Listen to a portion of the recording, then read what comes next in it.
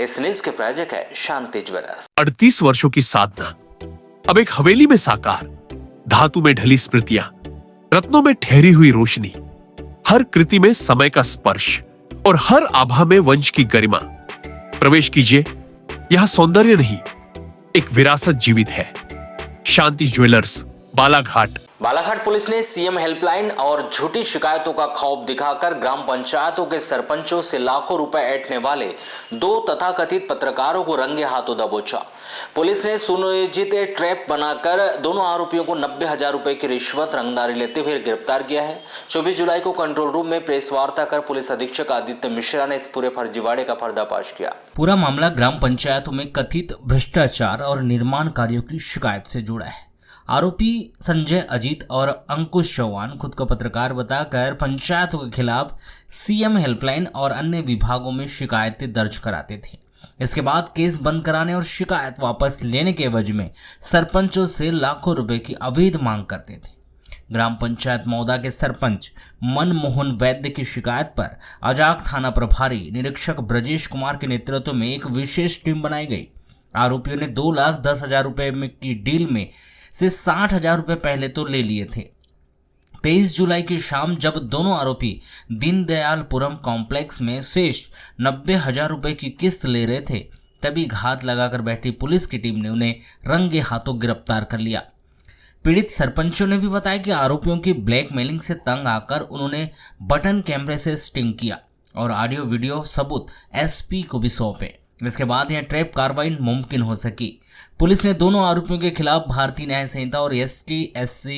Act के तहत मामला दर्ज कर उन्हें जेल भेज दिया है। एसपी आदित्य मिश्रा ने साफ चेतावनी दी है कि शिकायतों की आड़ में ब्लैकमेलिंग करने वालों को बख्शा नहीं जाएगा।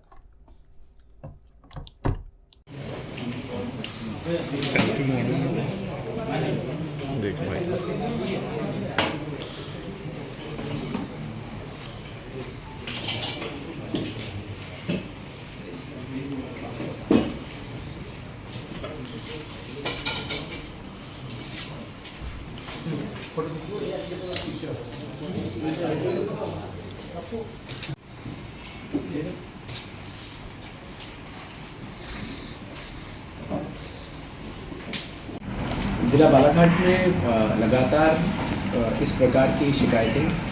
लोगों के माध्यम से भी प्राप्त होती थी कि कई बार ऐसे लोग जो अधिकृत पत्रकार नहीं हैं परंतु लोगों पे, कर्मचारियों पे इत्यादियों पे दबाव डालकर उनसे कोई अवैध चीज़ों की उनकी अपेक्षा रखते हैं। इसी प्रकार करीबन 3-4 महीना पहले भी कई ग्रामों के सरपंचों ने आके सार्वजनिक रूप से भी और अलग अलग तरीके से भी हम लोग को सूचना दी थी कि कई बार कुछ लोग जो अधिमान्य पत्रकार नहीं रहते हैं फिर भी उनके द्वारा पहले शिकायतें की जाती हैं, फिर शिकायतों को बंद करने के नाम पे कुछ एक उनकी डिमांड रहती है। कई बार वो डिमांड कैश और काइंड दोनों के प्रकार से रहती है। कई बार इससे पहले ये लोग फ़ोन पे और गूगल अकाउंट्स के माध्यम से कुछ पेमेंट कर चुके थे, जिसके उन्होंने उस समय साक्ष्य प्रस्तुत भी किए थे, परंतु इनको उस समय बताया गया था कि साक्ष्यों के अभाव के बिना किसी भी पत्रकार पे कार्रवाई ना करना ही सही रहेगा, क्योंकि अदरवाइज़ एक ये पैटर्न बन जाएगा कि किसी भी पत्रकार को डिफेम करने के लिए इस प्रकार की शिकायतें की जाएँ। इसलिए पहले काफ़ी दिनों से इनसे बताया गया था कि भाई अगर आप कोई पेमेंट करने वाले हैं या करते हैं तो पहले आप पुलिस को सूचना दें, और पोस्ट पेमेंट जानकारी पे कार्रवाई करना मुश्किल रहता है, उसके साक्ष्य भी नहीं रहते हैं। तो जब इनका जो हमारे प्रकरण के 2 आरोपी हैं संजय अजीत और अंकुश चौहान, इनके द्वारा करीबन 75 शिकायतें इन्हीं के आसपास के सभी गाँवों की लगाई गई थी। पहले जब शिकायतें लगाते थे तो सीएम हेल्पलाइन पोर्टल का मिसयूज़ करके ये शिकायतें लगाते थे। वर्तमान में जब पिछली बार सरपंचों ने सामाजिक रूप से और कलेक्ट्रेट में और पुलिस अधीक्षक कार्यालय में इसकी शिकायतें दी थी, तो सीएम हेल्पलाइन की शिकायतों को बंद करके, क्योंकि उसमें मोबाइल का ट्रेस रहता है, उसके बाद फिर लिखित रूप में कई बार अनजान नाम से, कई बार अपने नाम के साथ शिकायतें विभिन्न पंचायतों के कामों के संबंध में, वहाँ के कार्य व्यवस्था के संबंध में लगाई गई। इनसे लगातार दोनों आरोपी संपर्क में थे और उसके डिजिटल एविडेंसेज हैं जिसमें इन्होंने बात ये स्वीकार की थी कि यदि हमें वो शिकायत बंद करानी है, उस शिकायत से कोई मतलब नहीं है, पर यदि हमें कोई कैश एंड काइंड में हेल्प मिल जाती है आपके माध्यम से, तो हम वो शिकायत बंद कराने के लिए तैयार हैं। उसके लिए दोनों आरोपियों के द्वारा एक फॉर्मेट भी दिया गया था कि जो राजीनामा पत्र होगा वो राजीनामा पत्र आप बनवा के लाइएगा, तो हम उसमें साइन कर देंगे। पर ये साइन तभी हो पाएगा जब हमें डॉक्यूमेंट मिल जाएगा। डॉक्यूमेंट बेसिकली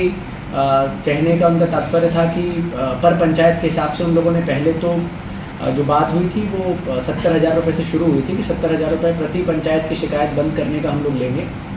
जब सरपंचों ने इस पर बात करी, ये किया, तो उसके बाद फिर ये रहा कि 50 से 60,000 रुपये प्रति पंचायत अगर हम देंगे तो हम ये शिकायतें बंद करा लेंगे। कुछ फ़ोनपे के ट्रांजैक्शंस उन्होंने, जो आरोपी हैं संजय अजीत, इन्होंने अपनी पत्नी के फ़ोनपे पे भी कुछ ट्रांजैक्शंस कराए हैं, प्लस कुछ अन्य गांव के लड़कों के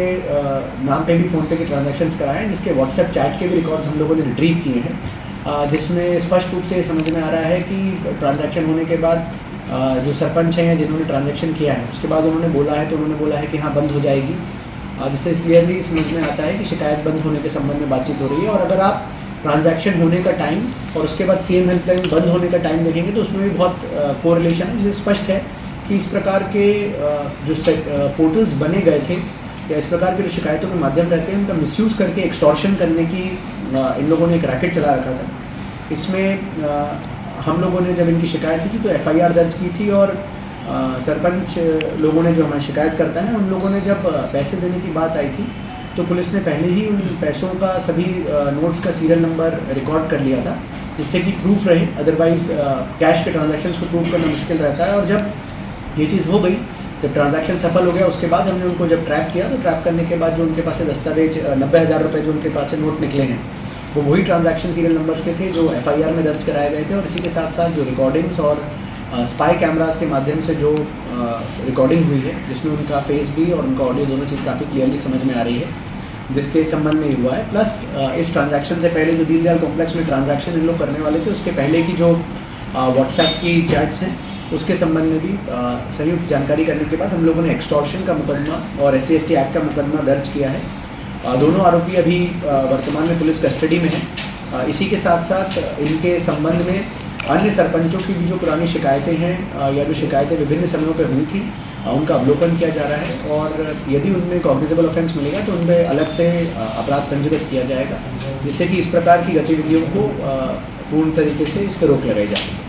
सबसे पहले तो मैं कुछ बताऊं, इससे पहले माननीय एसपी साहब को मैं बहुत सारा धन्यवाद प्रेषित करता हूं कि माननीय महोदय जी के कारण ही इतना बड़ा जो हो पाया है, माननीय एसपी साहब के कारण ही हो पाया। मैं बता दूं कि उनके द्वारा जो शिकायत की जाती थी वो 181 लगा करके बहुत ज़्यादा हमको परेशान किया जाता था, क्योंकि 181 हटाने के लिए माननीय CO साहब जो है वहाँ से जब FC की बात आती थी तो 4 क्लोज की जो बात आती थी वो उनका कहना आता था कि जब तक के वो संतुष्ट न हो जाए पत्रकार तब तक के हम कुछ नहीं कर सकते। तो उनको संतुष्टि के लिए हमको पैसा देना होता था। उनका डिमांड कम से कम में, ये जो माननीय हमारे अजित भैया हैं, ये तो कम से कम 50,000 के ऊपर की डिमांड लेके आते थे, है ना। तो दूसरी बात, लिखित शिकायत करते थे, ITI के माध्यम से बहुत सारे चीज़ें मंगाते थे, जिस कारण से जो है हम मानसिक परेशान रहते थे, हमको बहुत ज़्यादा प्रताड़ित करता था वो। मेरा सवाल ये था भैया कि आपको किस प्रकार से ये क्या जानकारी मांगते थे या क्या पूछते थे? जानकारी ये मांगते थे कि अभी जैसे कि हम लोग सरपंच बने 22 से लेकर के अभी जो उन्होंने 10 पंचायत में शिकायत किया है उसमें यह है कि सन 23 से लेकर के 25 तक तमाम प्रकार के जितने भी कार्य होते हैं, राज्य वित्त की राशि, 15 वित्त, 5वां वित्त, पंचायत आय और अन्य जितने भी निर्माण कार्य हुए, सभी, मनरेगा भी जिसमें तालाब बने हैं, सभी प्रकार की जानकारी वो मांगे थे उसमें। और चूंकि ये संभव नहीं है, बारिश का समय, हमें जो है जनपद से माननीय CO साहब का कहना आता था कि आप पूरे रिकॉर्ड लेकर के आइए, और असंभव है इतने सारे रिकॉर्ड को, चूँकि हम जब से सरपंच बने तब से लेकर के आज तक के रिकॉर्ड को ले आना हम सरपंचों के लिए असंभव। बारिश पानी का दिन है, हो जाए, गाड़ी से गिर गए, कुछ हो गया, एक आध डॉक्यूमेंट दस्तावेज हमसे खो जाए, ऐसी स्थिति में बहुत ज़्यादा हमको दिक्कतें होती थी। इसमें बात कराया था, इनके संपादक आदरणीय शायद नरेंद्र सोनी जी हैं, जिन्होंने डील किया हुआ कि लास्ट 30,000 की बात जो हुई है कि उन्होंने फ़ोन पर बात किया था, जो हमने FIR मतलब सर के पास जो कंप्लेंट किया था कि जो चंद्रवंशी जी हैं हमारे सरपंच साहब, जिनका जो ट्रांजेक्शन उनकी वाइफ के उसमें हुआ था, उस संबंध में हमने सर को बताया था, लेकिन सर ने कहा था कि पर्याप्त सबूत नहीं होने की वजह से हम ये नहीं कर पाएंगे। तो उसके बाद में वो उसी का मतलब कंटिन्यू, और हमसे एक माफ़ीनामा, मतलब ये स्टाम्प में ये सबूत के तौर पर जो मैंने दिया है 200 के स्टाम्प पेपर पे, जिसका वो एक और चीज़ है, बड़ी अच्छी चीज़ है, आप ये देखेंगे कि एक चीज़ तो ये है कि ये इन्होंने शिकायत वापस लेने के लिए खुद ने वो लिख दिया। दूसरा चीज़ इनसे एक माफ़ीनामा कराया कि तुमने जो उस दिन एसपी कार्यालय में हमारी शिकायत की थी उसके लिए माफ़ी मांगो, उससे जो मेरी इज्जत है, छवि है, वो मेरी धूमिल हुई है, तो तुम पहले माफ़ी मांगो कि हमने जो एसपी कार्यालय में उस दिन शिकायत की थी वो सब झूठी, मनगढ़ंत और गलत थी। तो ये इनसे स्टैम्प पे लिखवाया, नोटराइज, और खुद का राजीनामा जो है वो सादे कागज में करके दिया। तो ये समझ में आता है, पैटर्न बहुत क्लियरली सबको समझ में आता है कि किस प्रकार से शिकायतें की गई। मुझे लगता है कि इस प्रकार की चीज़ों को हम सभी को ना केवल उजागर करना चाहिए पर मना भी करना चाहिए, क्योंकि फिर बाकी जो 99% लोग अच्छे से काम करते हैं उनके लिए कोई औचित्य या इंसेंटिव नहीं रहता सही तरीके से काम करने का। सर, इसमें